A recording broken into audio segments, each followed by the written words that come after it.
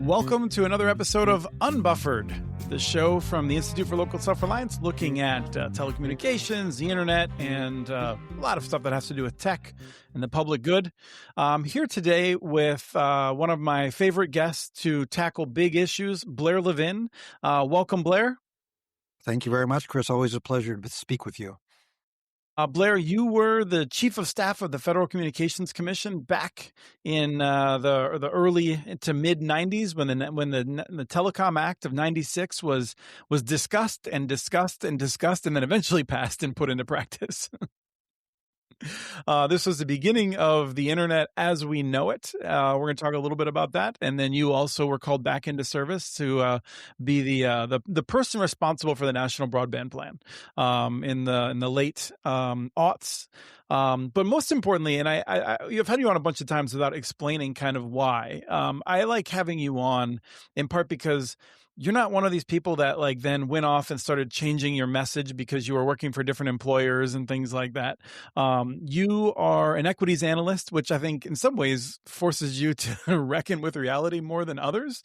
And you just have a knack of, I'd like to think when you get things wrong, it's honesty, right? You're not getting things wrong on purpose, like some of the other people in the industry. Yeah, no, it's been a real pleasure. I love working with Wall Street folks. Partly because I think where capital markets intersect with policy is really interesting. But also, I've never had to say anything I don't believe is true. Wall Street expects me to speak what I believe to be true. Sometimes it happens. It works out that way, and sometimes I guess wrong. But there's a premium on truth. So I appreciate that. Well, and further than that, I don't want to sit here and just pretend to lionize the Wall Street ethos and whatnot. Right. But like, there is a real legal penalty for lying in many circumstances. Not every circumstance, but in many circumstances. That's also true. But if you say something, I had a competitor who was very ideologically aligned with the powers that be at that particular moment. I predicted something, he predicted the opposite. I turned out to be correct. His clients gave my clients $60 billion on one day or something. Depends how you do the math.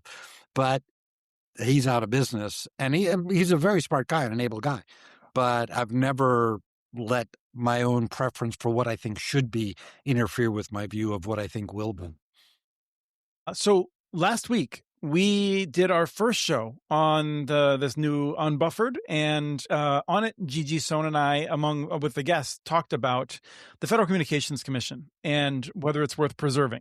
You haven't actually heard that show yet, but we're gonna talk a little bit about the last 30 years of the Telecommunications Act, and I wanted you to talk a little bit about some of the kind of technocratic decisions that people may not have been aware of that really made a big difference. Yeah. We're gonna start off the show that way, and then we're going to jump more into the future, which is what you're more interested in, and you've recently been thinking about it and writing about it in the context of the last 30 years. What should the Federal Communications Commission be doing, not in the next presidential term, but sort of looking for the next 20 to 30 years into the future? So we're going to talk about that, and that's going to talk about AI, right? We're not going to get lost in AI, but there's going to be AI discussion within that, so maybe that'll get us a few more listeners. We'll see. But I wanted to ask you, because I did an interview in December with Richard Shockey, and we talked about the telephone system and how it had been gamed and the holes in it and the problems with it, but also the importance of it. And you responded that you felt like it had been overlooked, that one of the things that had allowed the telephone system and mobile telephony, I think at the time, to flourish was that the regulators had forced the landline carriers to play nice. And so that's one that I was thinking about. And I don't know if you wanted to pick that one. You can certainly start there. Maybe we can talk about one or two others. But what are some of the things that we got right over the past 30 years that have enabled us to have better, more universal telecommunications? So the first point I would make is that while we focus on the 96 Act, and it was clearly the most important and the biggest thing, there was the 92 Cable Act that had a lot of importance. There was the 93 Budget Act, which gave the FCC authority to auction spectrum, and that really accelerated wireless competition, and then wireless to wired competition in ways I can chat about. Of course, there Can was I the pause you 96. there? I don't want to. Pardon? I don't want to derail you all the time, but Uh-huh. I do want to. Friends of mine, I feel like they often look at this and they feel like moneyed interests are going to win the auctions, and auctions are a bad thing because of that. But I think just one reason that we like auctions is because it prevents kind of the powerful monopolies of today from securing things in the future. Like in theory, we think it enables others to have access to spectrum they might not have had access to, right? Because you mentioned auctions as being important, but I just want people to understand why. Yeah. So the most important reason why I think auctions were important was if you talk about gaming the system, you look at the prior thing where you had comparative hearings, which are lawyers and FCC. And what happened was favored interests got the licenses and then turned around and sold them. But what that meant was that the user, the actual person who would invest money into the network to offer the service, they got delayed by 5 to 10 years. One of the most important things Reed told me when Reed, who was the chair, he said, we need to do Reed these Hunt. auctions really quick because what's happening is you have basically the FCC and the DOJ made a huge mistake in the early 80s, thinking that there would only be business for two wireless carriers. Wireless is about to pick up, but we need to do the auctions quick because it's a lot easier to gain a customer who's not taking any service than steal a customer or take a customer from a competitor. So we don't want the incumbents to get that big of a market share. At that point, there were like 10 to 20 million subscribers. There's now, I don't know, 200 million or something. But the point is, we wanted to really accelerate the point in time where new entrants could come in. And that's the value. There's no question. And various progressive friends of mine have said, Blair, auctions are bad because the incumbents win. And I said, did you actually look at the 94 auction that we did starting in December? We deliberately designed the auction to have 7 national carriers. And the reason we did that was we went to Michael Porter, who's the nation's leading expert on competition at Harvard Business School. We said, how should we do this? And he said, the market will go down in terms of the number, but you need to pick the number that you think is the maximum, add 1, n plus 1. That's how many you want. And then over time, it'll go down. Now, I think it's gone down too much. I think 4 is a better number than 3. We can argue about that. But the point is, if you design the auction correctly, you incentivize competition. Okay, so I jumped in. You were listing off sort of major highlights of changes leading into 96, I think. Yeah, and so you had the 96 Act. And the other thing I would mention, in 97, we worked out the World Trade Organization agreement that really led to a American-dominated internet for many years. And that led to a massive productivity boom, not just in the United States, but in other places. And it led to, there was a great productivity boom in the United States, great job creation. And we had a balanced budget. It was actually a very nice period in Was that retrospect. inevitable, or was that you getting things right? I mean, It, just, it was a lot of people getting things right. People have asked me what I miss most about that time. And one is tech optimism. It was a lot more fun to believe that tech would make life better for our children and our grandchildren. I don't think people believe that today, and they are not wrong to be skeptical, because what we've seen in the last 10, 15 years is the tech community actually producing results which are very problematic for the next generation. But the other thing was, I hesitate to say this, people were much more serious in those days. I went to conferences of conservative think tanks. I never felt they were acting in bad faith. I thought their criticisms, I didn't agree with a lot of them, but I thought their criticisms were valid in the sense of raising legitimate points. I can't tell you the number of times I went back to Reed and said, what, this thing, I didn't know how to answer this one effectively because I think they're right. So I thought that the give and take in those days between Democrats, Republicans, between long distance and local, between cable and broadcasters, it was just, a lot better. Now you have an FCC that's engaging in totally partisan, we pick winners. It is the most anti-free market FCC I think we've seen in our lifetime. because they just want to pick winners and losers, and the winners are defined by who's friendly to the president. And I could give you lots of examples. That's not what the purpose of the programming is, this program. But I don't think people are serious about what is the thing that will make life better for as many Americans as possible in the next 5 to 10 to 20 years. So And what I is one of the believe things? sincerely that in those days that was the question. No, and I think you're right. I think there's been and this is a culture shift that we've experienced that's quite unfortunate. But what are some of the things, like, so for instance, what did the regulators do to make sure that after the auctions happened, the telephone landline companies could not strangle the wireless companies? The most important economic bottleneck in those days is what is called the terminating access charge. At that time, I think 98% of all voice communications terminated on a wireline, because very few people had wireless, and most of the time you were using wireless, you were calling a wireline phone. But what the wireline monopoly, the local monopoly, could do was they could charge a terminating access charge of like 15 cents a minute. And that meant that wireless rates were really high. What we did was we said, no, can't do that anymore. You got to charge your actual cost. Oh, your actual cost? It's really zero. Your incremental cost, zero. Immediately after we said that, AT&T, which was then separate from the local company, it was a long distance company and a wireless company. But AT&T Wireless announced the one rate plan, which was 500 minutes at a much cheaper rate.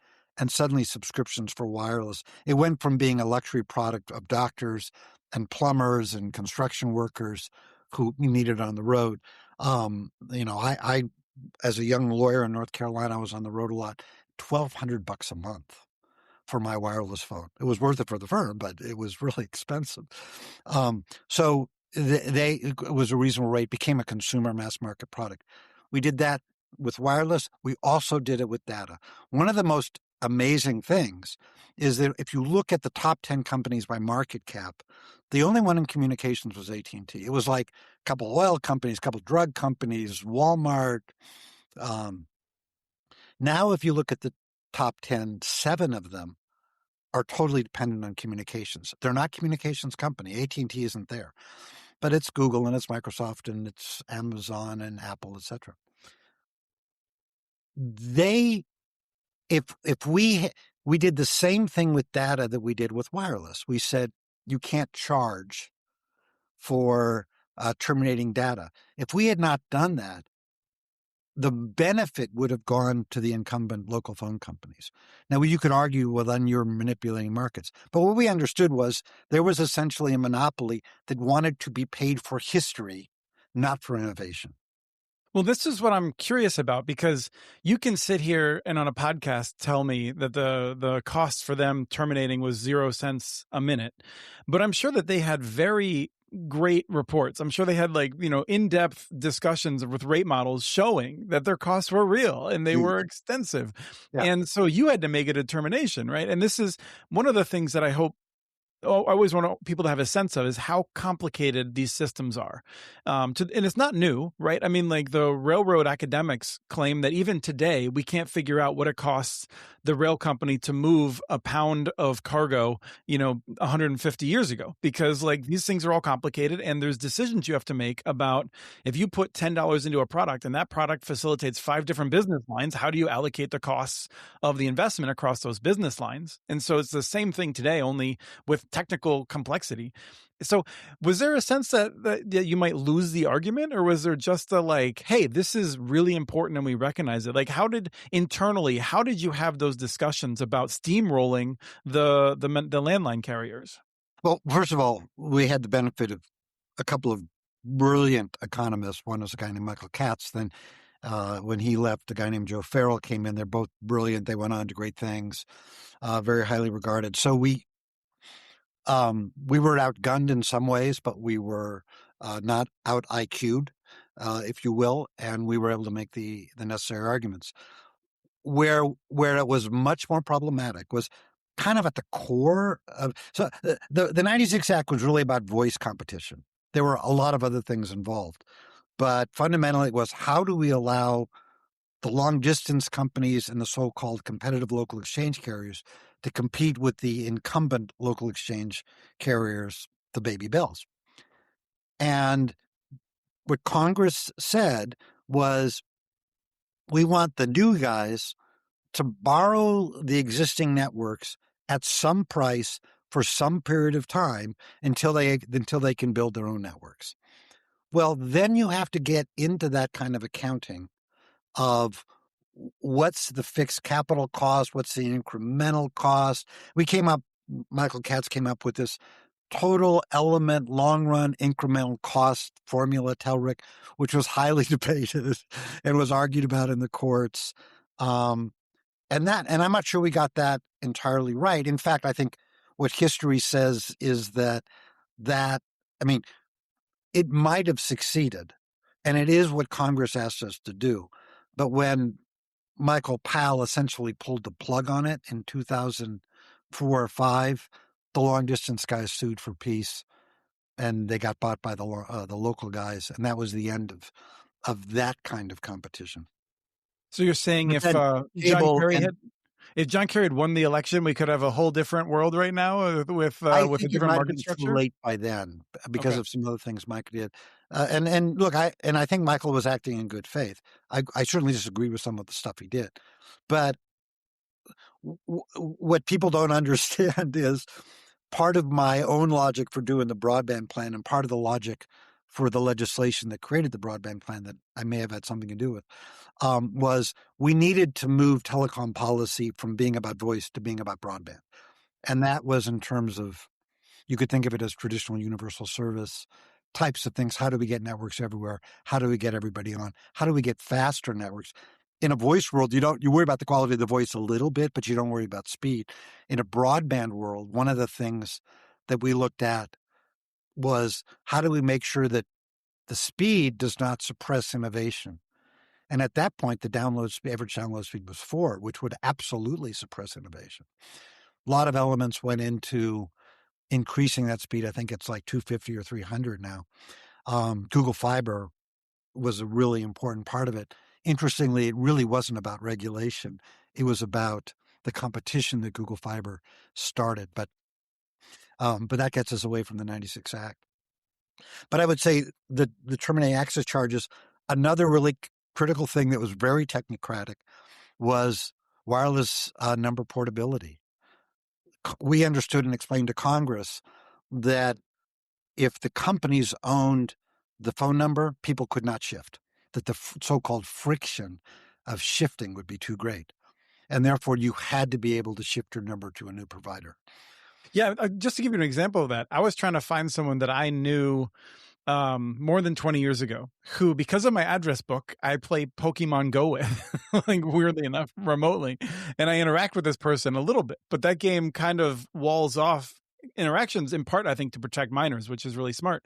But I was trying to figure out, and I used the phone number that I'd had for this person 20 years ago, 23 years ago, maybe, and it didn't work. And I was surprised that that person did not still have the ssame phone number, right? Because I have assumed number portability at this point.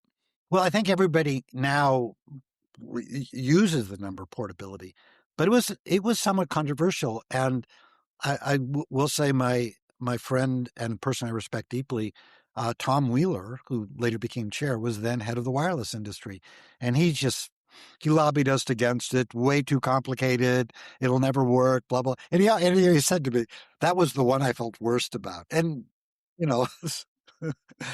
but you got to forgive Tom. That was in the interest of, yeah. One of the things I came to appreciate is you should never judge somebody by their clients.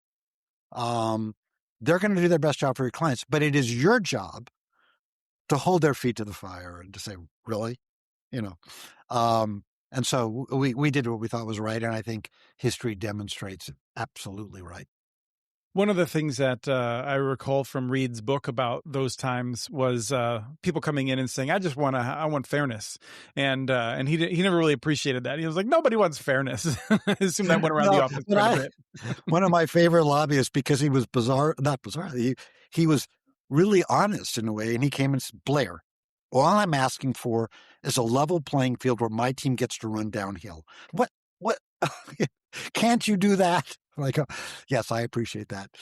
And that's what everybody wants who comes in. And that's what their job is. That's what they get paid to do. And that's what sometimes I will say that in my 20 years almost now of working in this, there's times where I'm like, oh, like we really need to have a level playing field. And then I'm thinking, no, you know what? Like we actually recognize there are positive externalities. We need to put our thumb on the scale for the positive Right. externalities. As Right? well, you should argue. And Yeah, then we want I assure you, the other side will argue the opposite. right. Although they'll put it in terms of that. Right. Right. Right. No, So nobody pays the fees of the lawyers and the lobbyists to get fairness or justice. You want, as one of my senior partners at my old law firm, if you're paying our rates, you want a little extra justice, premium justice. all right, so you've turned your attention for some time now, but more recently in a particular in response to the 30-year anniversary, looking toward the future. And some of that discusses Universal Service Fund. We are not going to do that because you and I have talked about that a lot, and I don't have the energy for it today. So we're going to ignore the Universal Service Fund while agreeing super important. Would really love to see serious people take a serious whack at it, trying to make it better. You do talk about AI. And I wanted to challenge you. I thought it'd be fun here in the middle of the show to just jump right in and to say everyone's talking about AI, talking about data centers, they're talking about these tools, talking about layoffs, talking about truck drivers losing their jobs, whether or not Musk is going to deliver on robots or any of this other stuff, all tied into AI. And at the same time, I listened to the Verge podcast with Nilay Patel, which I think is amazing. And he was just recently pointing out that, like, I think it's pretty clear now from the marketplace that no sizable number of people want to pay out of their own pockets for AI, right? Like consumer products, AI, OpenAI, Sora, stuff like that. People aren't paying for individual subscriptions, it looks like. Businesses are, right? And so the strategy of going for that business enterprise market seems to be working out well, but we don't actually know what the future of that is. That may turn out to be illusory, that like a lot of the firms that are digging into it may find they're not actually getting the return on the investment. And so it may turn out that AI is just best at justifying layoffs and getting Wall Street more excited about laying people off from their Yeah. jobs. And so I wanted to ask you, like, why, if that is true, if we believe that for a second, why is AI important to be talking about? Yeah. So first, I think everybody needs to be a little bit humble because nobody really knows. I think one of the things that has proven most true is in the short term, 2 to 3 years, change is always underestimated. And in 10, I mean, it's overestimated, and then in 10 years, it's underestimated. So if you ask the question today, it's very different. Let's do this again in 10 years, and we'll know more of the answer. Secondly, every major general purpose technology, and this one is similar but different, whether it be electricity, or massive new investments like cars, railroads, canals, computers. There's always a hype curve, and there's always overinvestment, and there's always a bubble, and there's always a bust. And then we see what happens. I will say that I have had 3 kind of moments where I go, oh my God, as to a technology. One was when I first used Netscape. The second was when I saw the iPhone presentation that Steve Jobs did. And the third was when I first used ChatGPT. But I'm not a technology futurist. Having said that, where I think, these are not dumb people who are investing trillions of dollars, I think trillions of dollars into data centers and other things, because you can see a number of different ways where, whether it be in healthcare or education, or in, I talked to lawyers who are talking about how it completely changes the nature of what they do. In financial services, I think we're just at the cusp of changing what it does. And by the way, I think reducing the number of people doing the kind of things my colleagues do by a lot. The ability to essentially channel the wisdom, whatever that means, of huge databases just has infinite number of uses. And what I would say, and what I was trying to communicate in communications with the FCC about what they should be doing is, okay, we started in a world of voice, and that's what the 96 Act was. In some ways, the 96 Act would have been better if it was done like 4 years earlier or 4 years later, because it really there was some stuff about the internet in it, but it really wasn't about that. But then we shifted to internet, and I think shifted to broadband, and the broadband plan was in a way an effort to now move policy toward broadband. It's going to be an AI dominated policy environment because it raises so many questions about what is the public good and what are the externalities, both positive and negative, that we need to address. So there are any number of different issues, and I think that communications. I mean, the funny thing about AI is it's driven the market value of Google and Microsoft and Amazon and Apple, Meta up tremendously.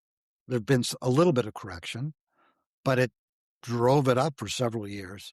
It didn't really have the same impact on the communications network, but every time a bit goes to a data center, a request goes to a data center, and then comes back, it's riding on that network.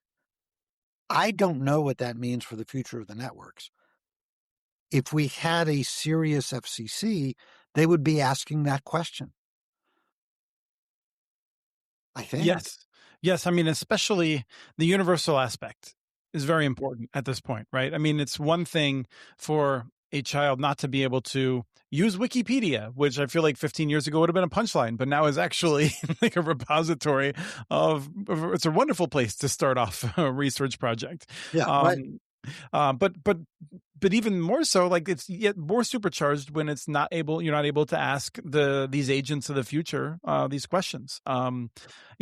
I think there's a positive and a negative, or like like a sort of a constructive and a destructive aspect to it. One is that I feel like we have to pay attention to this because it represents the single most centralization threat. The single, like it's more of a risk of centralizing power and information, which are very similar, than anything else that we faced.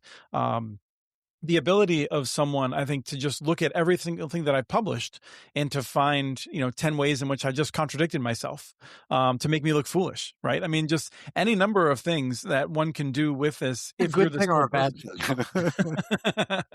Right. I may be forced to reckon with it. It may make me a stronger thinker, which is probably long-term good for me.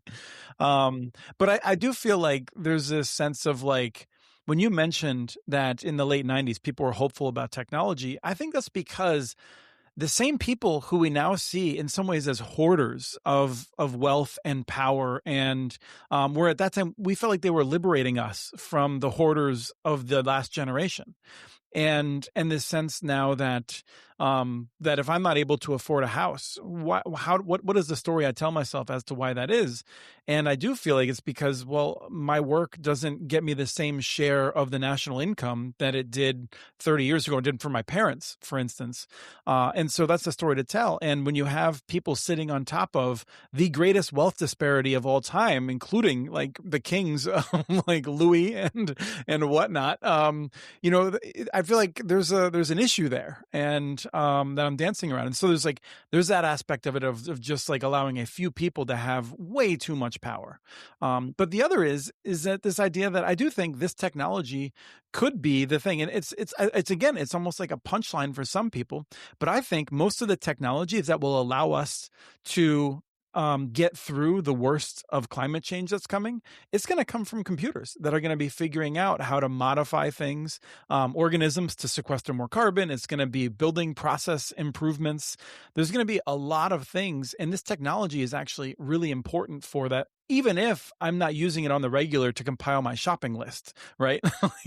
It will be super important, I think. Yeah. So two quick things. Number one, I deeply regret that when we were doing the National Broadband Plan, we didn't focus on potential harms. Now, Jonathan Haidt, who is a fantastic public intellectual and I think has led many states to doing very positive things about keeping phones away from kids during the school day and stuff like that, says it really started showing up in 2012.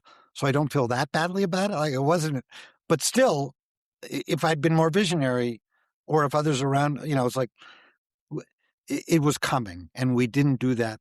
I don't want us to make the same mistake now, because AI is just going to make it so much worse. And there's a big trial going on in California.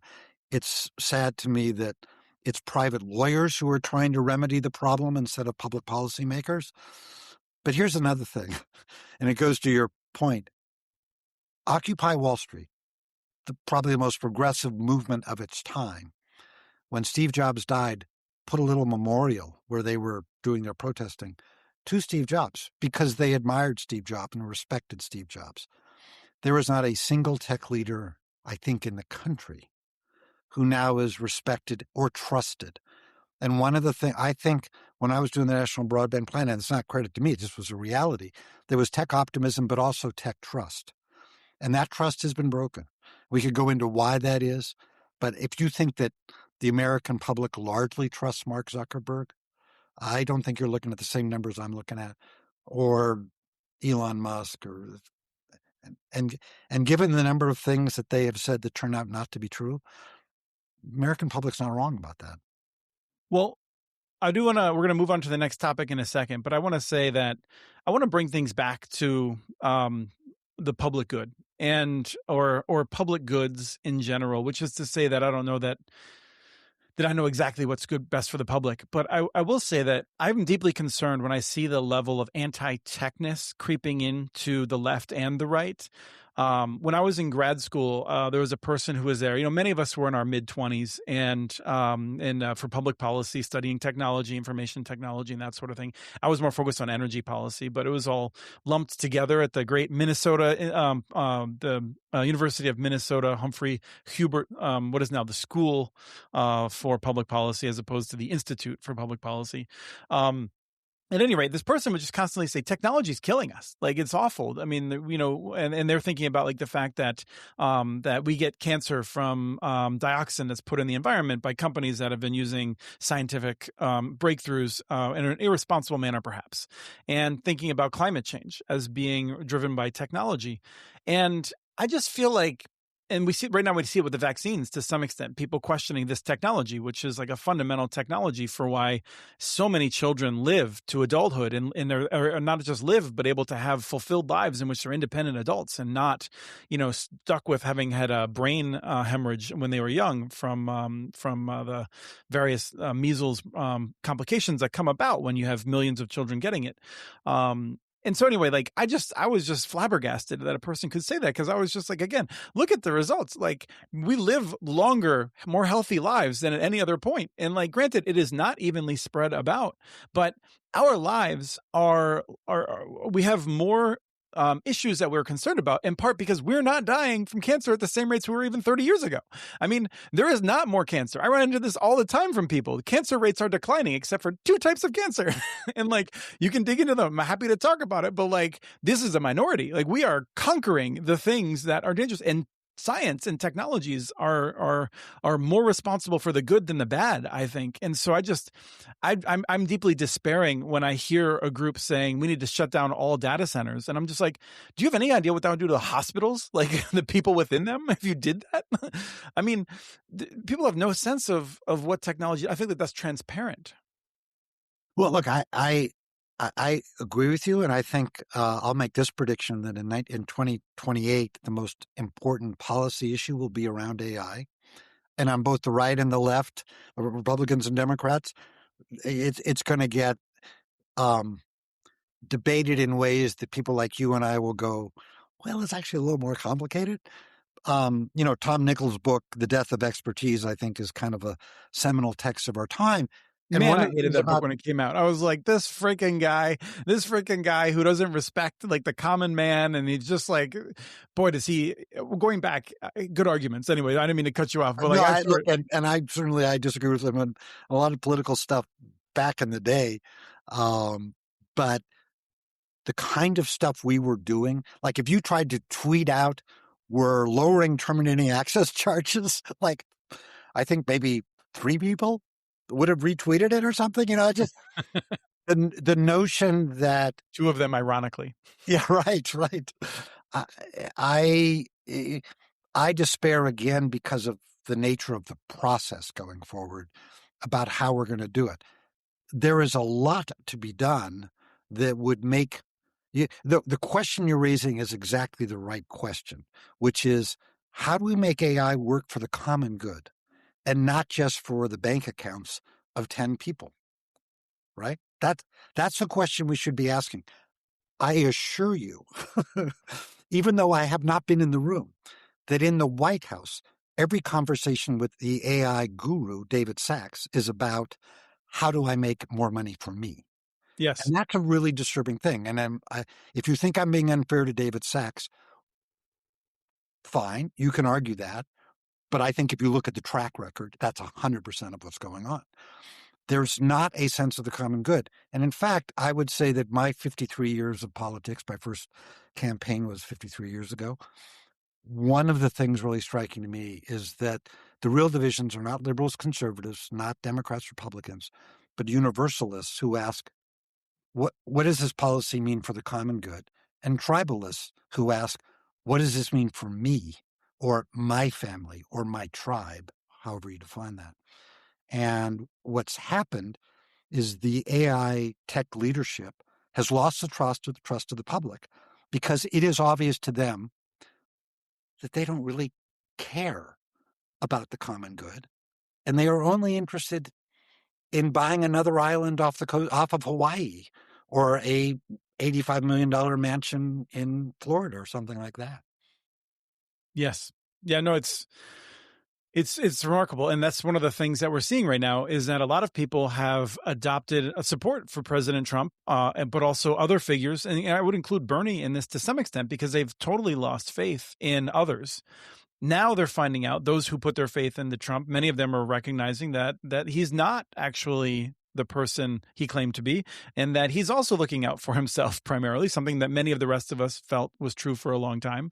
But there's this question of what happens next, because people have felt that there's lots of people not looking out for the common or for the community good.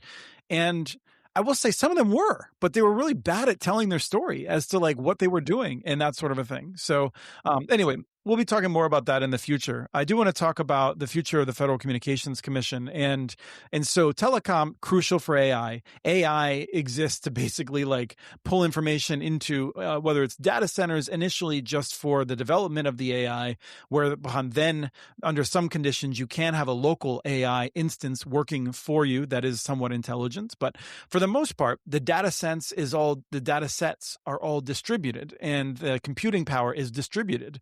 And so you need wireless and wireline connections to be able to make it work. So this makes it the purview of the Federal Communications Commission, as well as there's other aspects of it that also make it in their kingdom, for lack of a better word, that's coming to my head right now. You point out something that this is true. This is so near and dear to my heart, which is that the Federal Communications Commission should make it a focus to provide accurate and timely information to the public on a variety of things.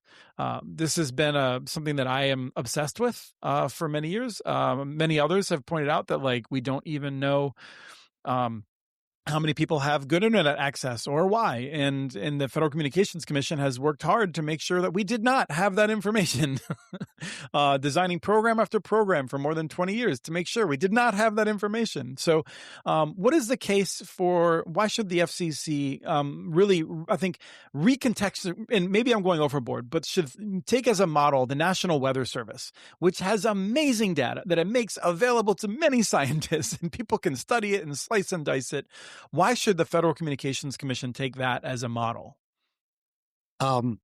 So I think of myself as being part of the capitalist wing of Antifa, by which I mean Antifa is now defined as anyone who disagrees with Trump. So yeah, I'm part of the capitalist wing of that, and I mean that in a somewhat ironic way.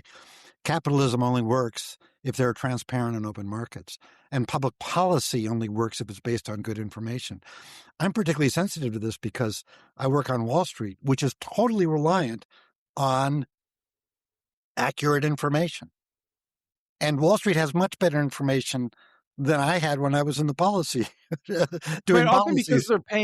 because they're paying tens of thousands of dollars per year for subscriptions to like curated information that is not released to the public, right? Well, yeah, though a lot of it is released to the public. But here's the important point, Chris. They're making billion-dollar bets based on that information. Policymakers make billion-dollar bets as well. It should be on equally valuable information. So my big point is the Bureau of Labor Statistics was incredibly important for markets to act successfully because people trusted the Bureau. Whether they trusted now, interesting question. The most recent productivity numbers where they changed one of the inputs, but here's my big point, putting aside kind of the Trump view that if statistics don't support them, they're fake news. The FCC should be the place where markets and policymakers can rely on good information about the information economy, which will be dominated by AI. And the FCC is, they're required to do these annual reports. And what are you talking? I mean, the information's out there. AI can collect it. You just need to create various mechanisms that you trust, get real statisticians out there and give, it could be done on a daily basis, a weekly basis, whatever. But this notion of the annual reports, the annual competition reports, that is so paper and pen. What? I mean, every quarter, Wall Street is telling us what the state of these things are. My firm, that is the question they're being asked all the time. The information is out there. The FCC does not do a great job of collecting and disseminating that information. And I think that's job number one, actually, because if you don't have that, then what are you basing your decisions on other than who do you want to win, which So I is think actually the worst reason to justify a decision. right. We don't want that. The Federal Communications Commission right now, I feel like their expertise is in part interpreting the data.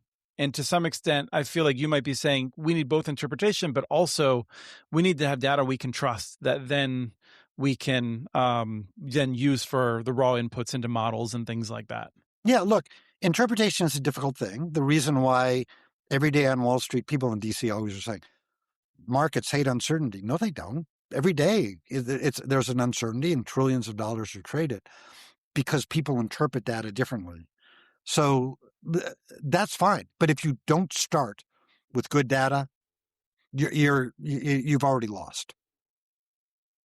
So one of the things that I'm curious about is whether we'll get to a point where you can just have an AI that's just assessing things and it's just telling you what's happening. Assuming we could trust it for a second, it didn't have some kind of ulterior motive.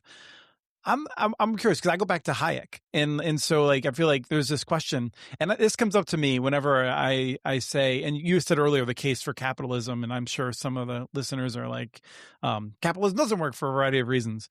But whenever someone tells me they're a socialist, the first thing I always want to ask is how much wheat should we plant next year? And I feel like I'm not a true Hayekian, but like I really came to appreciate what his insights were that a single person or a single department in a government could not put together all of the information that was needed to answer questions like that. I don't think AI will either, but I'm curious your take on it. If whether or not the best AI will win on Wall Street because it will be able to make the best predictions and corner markets and things like that. It's a great question. I think the answer is no. I think I will live long enough to discover whether that's true, which is to say sometime next 10 or 20 years. It would, like if you have perfect predictions, you really don't need Wall Street because everybody will value everything exactly the same. I mean, one of the things that's funny to me on Wall Street is most of the people I talk to, the clients, they always start by saying, I'm a contrarian. So like if Wall Street's going one direction, I'm the other, and I'm kind of going, that can't possibly be true that 90% of you are contrarians. But the point is AI may provide a accurate assessment of what the value of a stock or a bond is. And if it ever gets to that, then massive unemployment on Wall Street. I worry about unemployment of other people much more. But I don't think data will ever give us perfect answers. But imperfect data will give you the wrong answer almost every time. And that's really what I'm saying. And the way the FCC collects the data and all this, I mean, it's a new world. Why aren't we responding to it? The FCC should be the most sophisticated agency about AI because of who its stakeholders are. And I see none of that, nor terribly much interest. The chair seems to have other priorities on his mind. Yes. And I think I'll be curious to see if the Democrats take it seriously, because that's one of the things we saw under Biden was 2 years with rudderless leadership, and no majority is what I'm trying to say there. That wasn't an intentional swipe at Chairwoman Rosenworcel. Well, I will, because you know who also never had a majority? Reed Hunt. Oh, really? I wasn't aware of that. Jim Quello, who was the nominal third Democrat, actually was a Republican, became an independent so that Richard Nixon could name him. He ran Democrats for Nixon, and then Nixon named him. And I like Jim, and he served honorably. But he was a Republican. His staffers were Republican. They leaked everything we gave them to the Republican staff.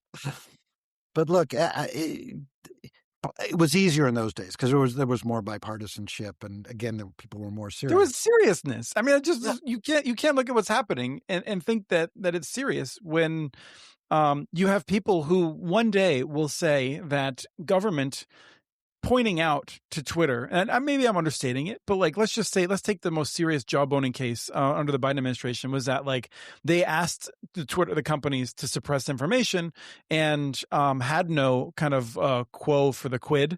And on the other hand, now those people who said that was a overreach of constitutional history now literally threatening companies if they don't change their war coverage to I don't even know what, I mean, like to some impossible standard, that they're going to lose their broadcast licenses. So yeah, I mean, there's just no seriousness when you have people. I mean, I always use nailing Jello to the wall. You can't do it.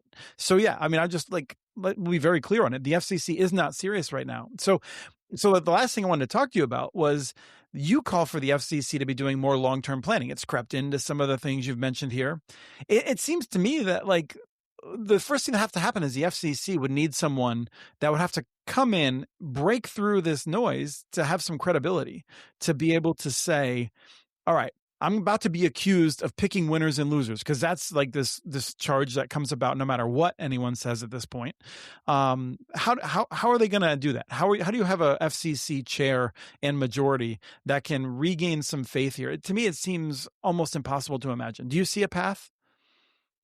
Yes, I don't think it's that hard. Okay. That being said, that it's not going to be the current chair. His priorities are different. His priorities, and I think he's proud of this. His job is to make Donald Trump's job easier and to help elect Republicans. Can I tell you something that just like totally cracks me up? They just approved the Nexstar merger with Tegna. We could talk about a lot of problems with the order that did it, but here's the one that really cracks me up. In paragraph 74, they say, basically, there's no risk of this deal causing rate increases. In paragraph 75, they say, Nexstar has agreed not to raise rates until what date? Can you guess what the date is? 2029? 2028? No, late November 2026. Oh, right. I was thinking too long term. That's right. They don't care about that. Well, and similarly, they're just it's not going to happen. He's not a long range thinker. By the way, there are certain things they're doing, like I think in the satellite of the Space Bureau, that I think are good. Some of the delete rules that should have been gone delete. So I wouldn't say that everything he does is wrong, but his fundamental agenda is help Donald Trump. And that's not really what the agenda of the FCC is. And by the way, the Supreme Court is likely to rule by the end of the term on a case called Humphrey's, overturning a case called Humphrey's Executor, that the FCC is totally subject to the whim of the president, which is, in my opinion, very bad for business. Because it just becomes like another arm of the White House in terms of the way they debate issues, which is only what's good for the one person. But you quipped earlier that markets don't like uncertainty. And yes, there's a lot of uncertainty, but I think that phrase comes about from the idea that if the Federal Communications Commission says, Verizon won this auction, the market wants to believe that in 5 years, Verizon will still be in control of that license of spectrum, and not that the president has decided that someone else is going to get it, because they need to make a multi-billion-dollar investment that is going to take longer than 5 years to pay off. And they can't do that if there's no sense of property rights, which is 100% the direction that we're heading right now. Yeah. And there's another case pending where the Trump administration is arguing that spectrum licenses do not create property rights, which if you take it seriously, and a lot of people don't, but if you take it seriously, if that's true, and then Trump could say to Verizon, your executives gave 2/3 of the money to me, but 1/3 to Democrats. That's not the right ratio. The right ratio is 100% to me and none to the Democrats. Therefore, the Department of Defense is now going to be using your spectrum. Have a nice fucking day. And under the argument the Department of Defense that the Trump administration is making, they could do that. Yeah, I think you just dropped the first F-bomb in the history of the show, which is remarkable. I've been so restrained. My mother would be so upset. A blessed memory. She passed away. It's well worth it when considering the enormity of these arguments and the potential effect on what things we take for granted. But let me ask you. So President Mark Cuban is 2029. We don't even know what party you're a part of, but you've been tasked with figuring out how to get credibility back at the Federal Communications Commission. What do you do? Number one, I do what I recommended, which is become a trusted, responsible place that provides timely, accurate information about the information economy. That's number one.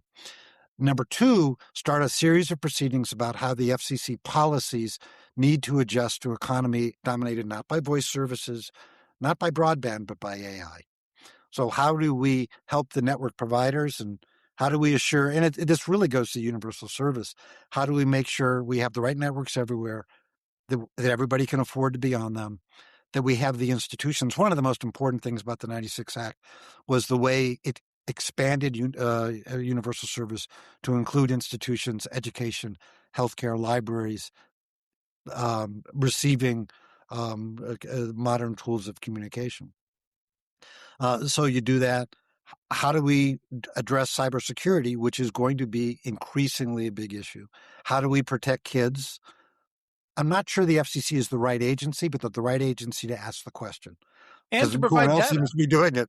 So right, they should go ahead and ask that question. Yeah. But also to provide I think these things data, they're not partisan. When I started doing the National Broadband Plan, a lot of people said, what are you going to do? I said, I don't know. We're going to ask a lot of questions and we'll see what the answers are. And then we'll do our best, And they said, yeah, Blair, I know you have to say that, but we're old friends. So you tell me, what are you really going to do? And I said, we're going to ask a lot of questions.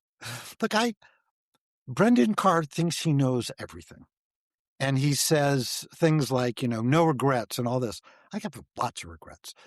My point is the people in government should start from a position of what's the right question?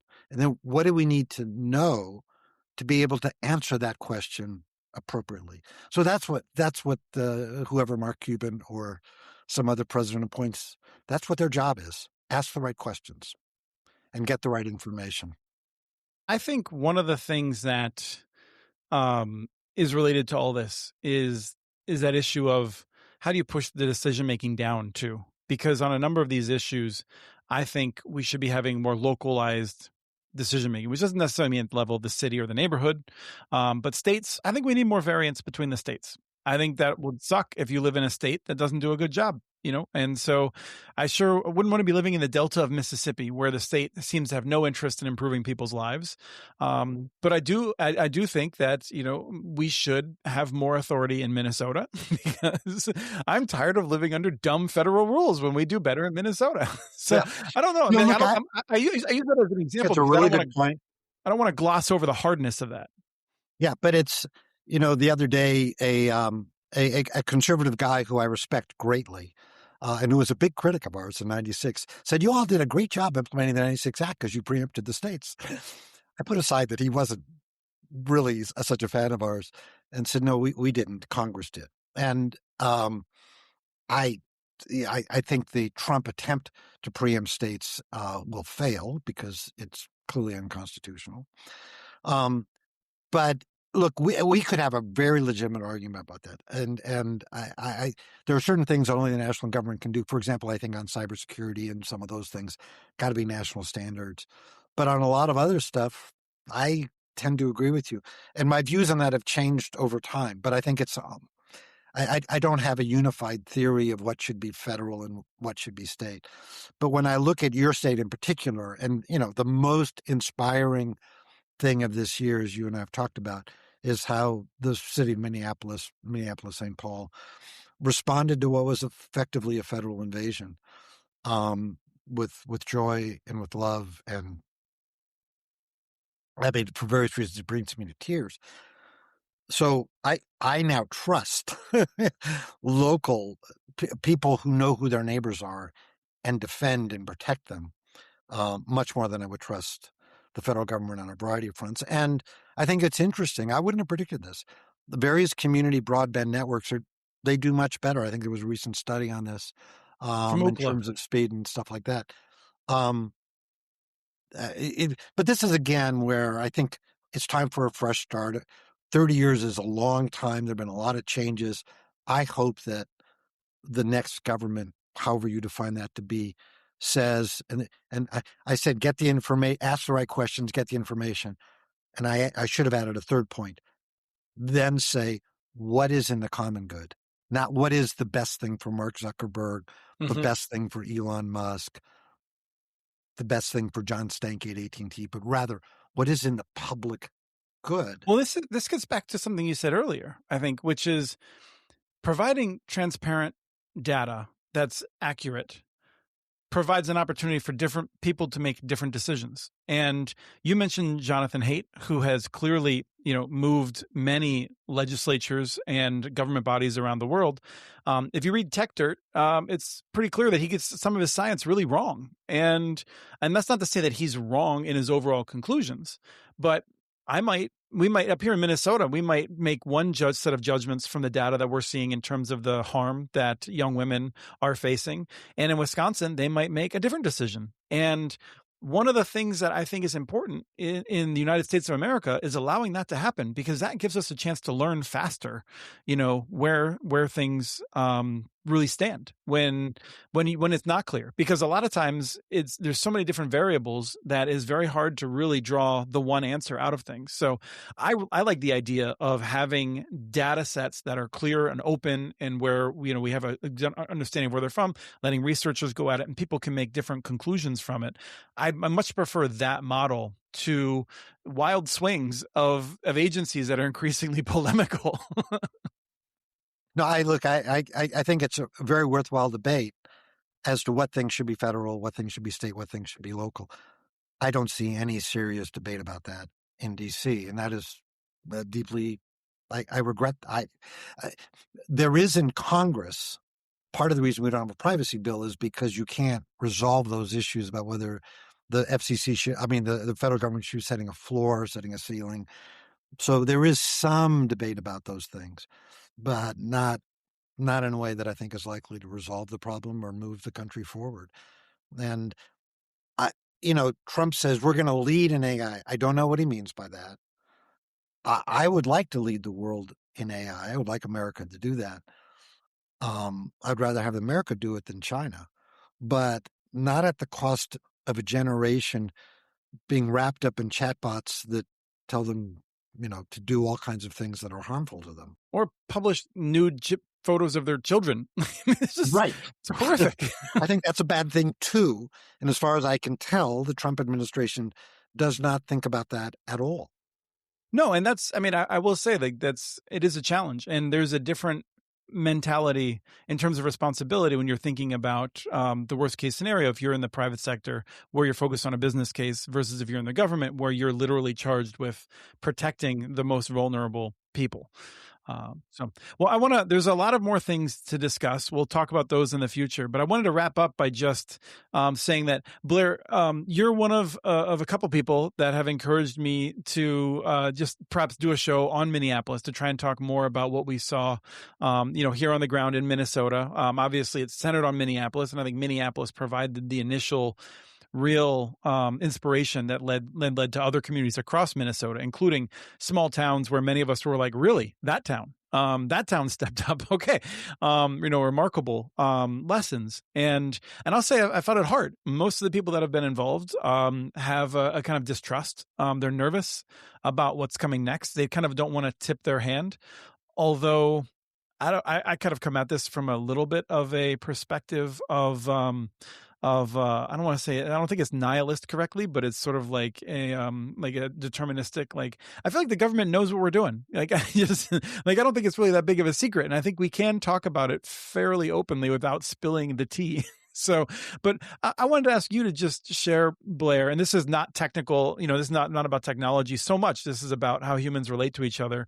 But you've recognized it in ways that I feel it in my bones that this is important. And I wanted to ask, why is this important, do you think, what's been happening here in Minnesota that's been, elevated around the world? The fact that we were leading news broadcasts in the entire world was remarkable. What was going on? Why is it important? So we could really go down the rabbit hole, and I wish we had a whole other hour to do this, but I'll try to do it quick. One of the worst things said this year was by Stephen Miller, who said, we live in the real world where power is what matters, and it is the only thing that matters. Power matters. But 3,000 years ago, there was a guy named Moses who confronted the Pharaoh and said, there's something that matters more than your power. There were the midwives that the Pharaoh commanded to kill the Jewish kids, including Moses himself. And those midwives engaged in an act of civil disobedience because there was a more important thing. There was a power, and you could say this in a theological way, but I'm going to do it from a humanistic way, that how we treat each other as human beings is more important. So the Pharaoh had all the power, Moses won. Later, there was a rabbi in what you might think of as Palestine who said, render unto Caesar what is Caesar's, render unto God what is God, and said that there are certain rules in the way we treat each other that are more important than Caesar's power. Feed the hungry, clothe the naked, treat the stranger as yourself. Do unto others as you would have them do unto you. The power of that message is so profound and makes life worth living. And what Stephen Miller missed is that's a much more powerful thing than any gun he can shoot. And yeah, he has a lot of guns. And as we see in Iran, you can have a lot of power and you still don't necessarily win. And so what Minnesota and Minneapolis demonstrated to me in the most profound way is the power of neighbors protecting each other is the most powerful thing and the most beautiful thing that we've really seen this year, I think. I come at this as a Jew born in 1954. The Holocaust has a lot. As at a certain age, you get obsessed by these things, and you start to wonder what were the neighbors of the Jews thinking as their neighbors were being sent off to concentration camps. Yeah, it wasn't a secret. They knew it. They knew what was happening. Yeah, yeah. You watch the movie The Lives of Others, you understand what's going on. But what Minnesota did was it protected them. And by the way, there were certain Jewish communities in Bulgaria and Albania and Denmark. They were protected and they were not sent off. So in any event, from the perspective of, what is the thing that gives you hope? Minneapolis is that is the thing that in 2025, 2026, the thing that gives us the most hope. Maybe the No Kings rally next week will be another sign of it. But what Minneapolis did was so much more profound. Right. It's non-compliance, I feel like. And that's something that I think people miss, is that like our lives depend on the compliance of other people. And compliance isn't really Can I say, I'm going to re-articulate that. Compliance with a higher law. Compliance with the law of love your neighbor.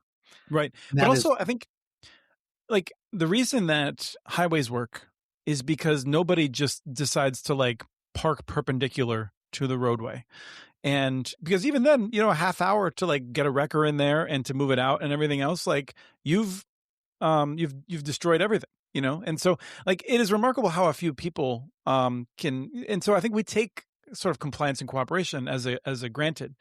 In Minneapolis, this idea of we're going to follow people around. We're going to create databases of your license plates. We're going to, like engage in this activity. I feel like it was one of those things that no I shouldn't say no one person. Some people obviously gave up a tremendous amount, some of which were on the news, some of which weren't. But like, um, I think it was this sense of like you can make a difference, and that's what we need right now is this sense. Because I mean, I will say, it is remarkable to watch on TV and be like, wow, those people are making a difference. And then I would go and do my thing. I'd be like, "God, I don't feel like I'm doing anything. I don't feel like I'm doing enough." And so, it's like human psychology is a weird thing. But I want to talk about it with some other folks, and like we would try to like publish it, as a sort of like a addendum or something else in this feed, just so people could share about it. But I will say that like most of the people that have been involved don't want to talk about it. And it's not because they're worried for their own safety. They want to figure out whatever they can do. They don't want to say something wrong publicly that would put their neighbors at risk. And so I can appreciate that. But we're still trying to figure out how to do it in a way that, like I said, a lot of the stuff is not a secret. I mean, I would go out to these areas and I'd be like, all right, like I'm going to cover my face because it's negative 20 degrees. But like when I go back out there and it was 10 degrees, I would not have my face covered because at the end of the day, they have a freaking drone camera that can count my nose hairs. They know who I am. It doesn't matter if, at this point, like I feel like there's certain things that are secret and certain things that are not. Yeah. So. Yeah. No, there was a certain humbleness to it. People were being very heroic, but not seeking acclaim as a hero, which is kind of the opposite of what most people in DC do. But it is so moving and so dramatic. And by the way, I am sure that everybody felt I could do more. It was kind of like that scene at the end of Schindler's List where Schindler is saying, I could have done more. Whether that actually occurred or not, interesting question. But I think the emotion and the kind of the commitment to serve others so much greater than anything else. So moving. Yeah, and I guess the way to wrap it up, I think, is cowardice is courageous, but so is courage. And I feel like it's remarkable how when people saw what their neighbors were doing, like they were like, oh, I can do that too. People are still like, drive around at bus drop pickup and drop off time. People are out there doing it constantly because they saw their neighbors doing it, not because they like are getting paid, not because they, not because I mean, there's a fear of it, but like they're acting on a courage and they're seeing what other people are doing that they can do something. And I feel like when we have a system, this was what gives me hopes about the internet, to bring it all back, is that like we need to elevate the courageous and the best parts and have those things go viral and have algorithms that put their thumb on the scale for that. Instead of just this bit of whatever Mark Zuckerberg thinks will get me to like sit there like a zombie and see 3 more ads. And that I think will give us a better sense of what the human spirit is capable of. Yeah. When we are challenged, humans tend to do really well. Some humans. I think it's when the stakes are low that humans are poor. When it comes down to a parking spot, people are going to be their worst, bitter, terrible people. When it comes down to like a meteorite blowing up a parking lot and having people that need first aid, everyone's going to be pitching in. Like it's a weird quirk of us. That's the way I would put it. I would just note Minneapolis so showed up, the law firms, the media companies, the higher education institutions that just violated that rule of do not capitulate in advance. People who knew that if they went to court, they would be fine, but capitulated because of just for a variety of reasons. And look, I'm sympathetic in a way. I work on Wall Street after all. I know how people focus on the short term, not the long term. But, it's interesting to me that the Kennedy Award for Courage is going to the city of Minneapolis, definitely deserved, and Jay Powell, because in both cases, neither of them wanted to do what they did, but they felt it was the right thing to do. I happen to know Jay. I've known him a long time. We were the same law firm in one summer, and I'm not a close personal friend, but I know him well enough to know he just wanted to be fit chair and do the technocratic thing. He didn't want to confront the president. But what he did was the institution was more important. And there was leadership of other institutions in this country who didn't understand what Jay didn't do that 2-minute video that he did so effectively, by the way. And if they had, we'd be looking at a different world right now. Well, with that, thank you so much, Blair. It's been wonderful talking with you, wandering around a bit here at the end especially. And we'll have you on future shows to talk more about the past in the future. And hopefully we'll be doing some work if I can find the right people to talk a little bit more about Minneapolis. So I always appreciate being on with you, and I look forward to that show even more than this show, because I think I know what I said. But I'm really looking forward to being moved by your friends and colleagues in that city. thank you. Thank you. Thanks for listening to this episode of the Unbuffered podcast. We have transcripts for this and other episodes available at ilsr.org/podcast. While you're there, check out our other podcasts from ILSR, including Building Local Power, Local Energy Rules, and the Composting for Community podcast.